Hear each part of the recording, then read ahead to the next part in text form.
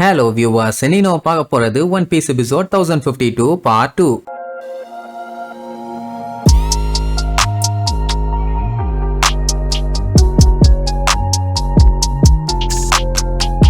Open பண்ணா சஞ்சி ஜோரோவோட சண்டை இன்னும் கிங்கு குயின் கிட்ட முடியவே இல்ல. எவ்வளவு அடிச்சாலும் வாங்கிக்கிறானுங்க. மலமாட்டு பயலுக திரும்பி வந்துகிட்டே தான் இருக்கானுங்க. அதுலயும் ஜோரோ போடுற சண்டையில எல்லாம் அங்க இருக்க கல்லெல்லாம் திருகி விட்டு அது மேல நின்னு சண்டை போட்டுட்டு இருப்பான். இங்க குயின் பாத்தீங்கன்னா லேசர் பீமை வச்சு கண்ணா பின்னா அட்டாக் பண்ணுவான். எல்லாத்துலயும் அடிச்சு புரண்டு காத்துலயே தப்பிச்சு ஓட வேண்டி இருக்குது. நல்லா யோசிச்சு பாருங்க, குயினுக்கு இவனுக்கு எவ்வளவு அடி கொடுத்துருப்பானுங்கன்னு. வாயில மட்டுமே ஒரு 10 டைமாச்சு மீச்சிருப்பானுங்க. பாடியில, வயிற்றுல, கழுத்துல, காதுலன்னு எண்ணற்ற அடிகள், ஏகப்பட்ட வெட்டுகள். பட் இருந்தாலுமே இப்போ ஜாலியா டான்ஸ் ஆடிட்டு இருக்கான். அதுவும் பாட்டு பாடிட்டே. இவனெல்லாம் விஷ ஊசி போட்டு கொல்லணும். இப்ப என்னன்னா, என்னோட சீக்ரெட் டெக்னிக் நான் ஆக்டிவேட் பண்ணிட்டேன்னு சொல்லி தஞ்சிய போட்டு கண்ணா பின்னா அட்டாக் பண்ணுவான். எந்த அடியும் மிஸ் ஆகல, எல்லாம் டைரக்ட் ஹிட். வாங்கின அடியில அவன் பாடியில சில பல எலும்புகள் உடஞ்சிருச்சுன்னு அவனுக்கே தெரிஞ்சு போச்சு. ஒருவேளை முதுகா இருக்குமோ இல்ல கழுத்தா இருக்குமோன்னு திரும்பி பார்த்து செக் பண்ணிட்டு இருப்பான். இங்க ஜோரோ என்னதான் கஷ்டப்பட்டு சண்டை போட்டாலும் எனிமி கண்ணா பின்னா அட்டாக் பண்ண உடனே ரைட் இவனை வச்சு நம்ம டெஸ்ட் பண்ணிடலான்னு 1080 பீனிக்ஸ் அட்டாக் அவன் மேல பண்ணுவான். அதை தடுத்து தட்டி விட்டுருவான். அடுத்த செகண்டே 360 பவுண்ட்ல ஒரு அட்டாக்.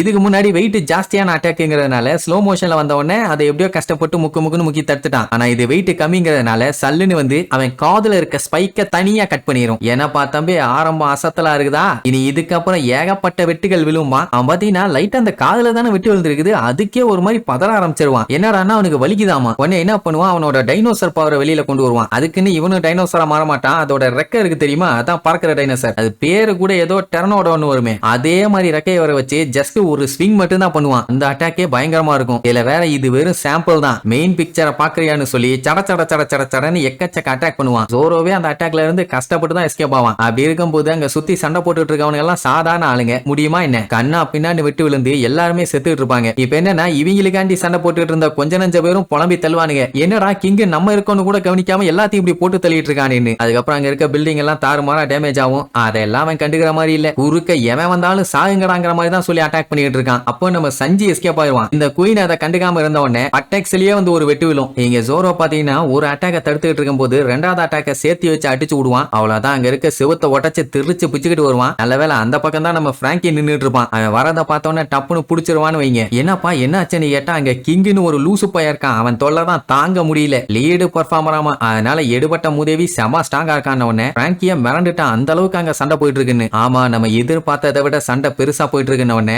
அப்ப என்னோட ஹெல்ப் வேணுமான்னு கேட்டா, அதெல்லாம் ஒண்ணு வேண்டாம், நானே பாத்துக்கிறேன். நம்ம ஜோரோ என்னைக்கு ஹெல்ப் கேட்டிருக்கான். அங்க குயின் கிங்க புடிச்சு வாங்குவாங்கன்னு வாங்குவான். ஏன்டா அவனுக்கு அறிவு இருக்கா இல்லையாடா? நீ காட்டுத்தனமா காட்டு பைய மாதிரி பண்ண அட்டாக்ல என்னுடைய கட்டளகு மேனி மேல கண்ணா பின்னான்னு கட்டு விழுந்துருச்சுடா. அறிவு கட்டவனே, இப்படியாடா வெட்டுவ? நீ எல்லாம் சோத்துக்கு சால்னா ஊத்தி திங்கிறியா இல்ல சர்பத்து ஊத்தி திங்கிறியா? இனி இந்த மாதிரி பண்ணாத, பிச்சு புடுவேன் பிச்சும்பா. எங்களுக்கு கொஞ்சம் கவலைதான், வெட்டு பட்டுருச்சுன்னு இல்ல, பட்டெக்ஸ்ல பட்ட வெட்டு கழுத்துல படாம போயிருச்சேன்னு. இப்ப என்னன்னா, நம்ம ஜோரோ கிங்கோட மூஞ்சிலேயே கோலம் போட்டான்ல, அதனாலதான் அவன் பயங்கரமா கடுப்பாயிட்டான். இது வரைக்கும் பாத்தீங்கன்னா கிங்கோட உண்மையான மூஞ்சிய யாருமே பார்த்தது இல்ல. இப்ப அவன் ஜோரோவை பாதுகிட்ட தான் மறுபடியும் போயிட்டு இருக்கான். அந்த டைம் சஞ்சி அப்படியே பேன்னு பாத்துட்டு இருந்த உடனே, அங்க என்னடா வேடிக்கை, அங்க என்ன வேடிக்கை, பாப்பனட்டு நான் இங்க இருக்கேன், வாழ வின்ஸ்மோக் சஞ்சி சண்டை போடலன்னு உடனே மறுபடியும் சொல்றேன், அந்த பேரை சொல்லி கூப்பிடாதே, அப்புறம் தேவையில்லாம சம்பவம் ஆயிருவேன்பா. அப்படிதான்டா கூப்பிடுவேன்னு மறுபடியும் கண்ணா பின்னான்னு அட்டாக் பண்ணுவான். சஞ்சி இப்போ ஸ்டெல்த் சூட்டை யூஸ் பண்ணி அட்டாக் பண்ணானா கண்டிப்பா ஒர்க் அவுட் ஆகும். ஆனா ஏன் அதை பண்ண மாட்டேங்கிறான்னு தெரியல. பட் சண்டை போறங்கிற பேர்ல இப்ப கண்ணா பின்னான்னு அடி வாங்க ஆரம்பிச்சிட்டான். மொத விஷயம், ரொம்ப நேரம் சண்டை போட்டதுனால டயர்ட் ஆயிருச்சு.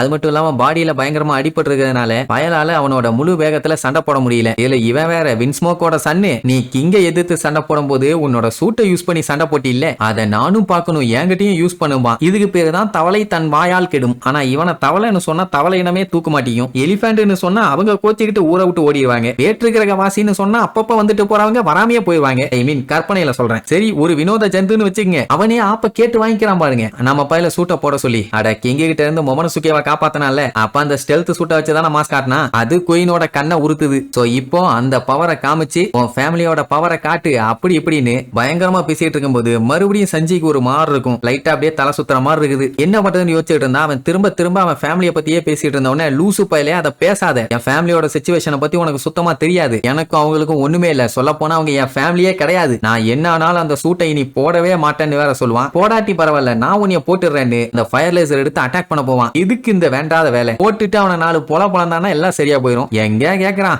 அதே நேரம் கிங் ஜோரோவை தேடி வந்தான்ல. இப்ப என்ன ஒரு பிளஸ்னா அவனையும் இவனையும் தனித்தனியா பிரிச்சாச்சு. ஒட்டுக்கா இருந்தாதான் அவனுக்கு ஒண்ணுனா இவன் வருவான், இவனுக்கு ஒண்ணுனா அவன் வருவான். தனித்தனியா இருந்தானுங்கன்னா இந்த பஞ்சாயத்தே இல்ல. பிராங்கி ஏதாச்சும் ஹெல்ப் வேணுமான்னு மறுபடியும் கேட்பான். அதெல்லாம் ஒண்ணு வேண்டாம், நீ ஓரமா நின்னு வேடிக்கை பாரு, இல்ல வேற ஏதாச்சும் சண்டைய போடு, இவனை நான் பாத்துக்கிறேன்னு. இப்ப 2 பேத்துக்கு நடுவுலயும் மறுபடியும் வெறித்தனமான சண்டை ஸ்டார்ட் ஆக போகுது. இங்கெல்லாம் கொலை வெறியில இருக்கான். சண்டையை எப்படி ஃப்ரேம் பண்ணுவாங்கன்னா, கிங் பாத்தீங்கன்னா டைனோசர், அதுவும் அந்த பறக்கிற டைனோசர். நம்ம ஜோரோ பாத்தீங்கன்னா டைகர், சைடுல அப்படியே காட்டுவாங்க. ரெண்டும் கண்ணா பின்னான்னு மோதிக்குது. என்ன இருந்தாலும் டைனோசர் கொஞ்சம் பலம் ஜாஸ்தி தானே. சோ ஜோரோவை ஓங்கி ஒரு அடி அடிப்பான். அடிச்ச அடியில அங்க இருக்க செவுத்தெல்லாம் பிச்சுக்கிட்டு வெளியில வந்தவன் கோட்டையை விட்டே வெளியில போயிருவான். அப்படியே பிளைங்ல போயிட்டு இருக்கான். இன்னும் 2 அடி அடிச்சான்னா போதும் நம்மளால நிலைமை ரொம்ப மோசமாயிரும். என்ன இந்த அடிக்கே இவ்வளவு தூரம் வந்துட்டாமான்னு. அதுக்கப்புறம் அவன் ஸ்வாட யூஸ் பண்ணி சேஃப்டியா ஒரு சைடா வந்து லேண்ட் ஆவான். இனி சண்டை கோட்டைக்குள்ள இல்ல வெளியில தான். இப்ப ஜோரோக்கு அவனோட முழு பவர் என்னன்னு தெரிஞ்சு போச்சு. அதனால என்ன சொல்வானா, நீ கொல்றதா இருந்தீங்கன்னா தாராளமா கொல்லு, ஆனா உன்னோட கத்தியில கொல்லு, கண்ட அட்டாக் எல்லாம் யூஸ் பண்ணி நீ அசிங்கப்படுத்தாதன்னு சொல்லும் போது கிங்கோட மூஞ்ச காட்டுவாங்க. அவன் மாஸ்க் மேல அப்படியே உடஞ்சிருக்கும். அதுல லைட்டா அவன் மூஞ்சி தெரியும். இது வரைக்கும் அவன் மூஞ்சில எவனுமே இப்படி கோலம் போட்டது இல்ல. நம்ம பையன் பண்ணதுனால